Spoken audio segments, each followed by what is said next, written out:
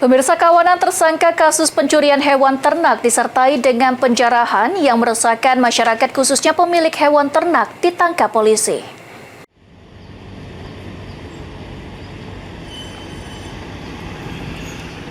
Keempat tersangka pencurian hewan ternak disertai dengan penjarahan yang meresahkan masyarakat Kabupaten Banyuasin ditangkap polisi.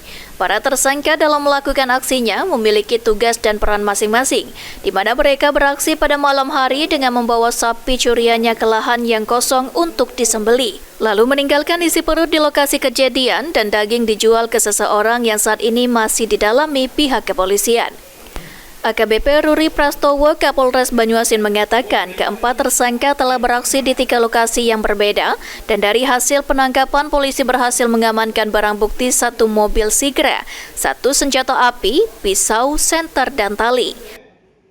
Untuk pelaku yang sudah kita amankan 4 orang dan 2 masih dalam pengejaran dari total 6 pelaku, dan pelaku dapat kita amankan di Jalan Krio Mursid, Bintang Campak, Stereo Banyuasin 3, kira pukul 00.30.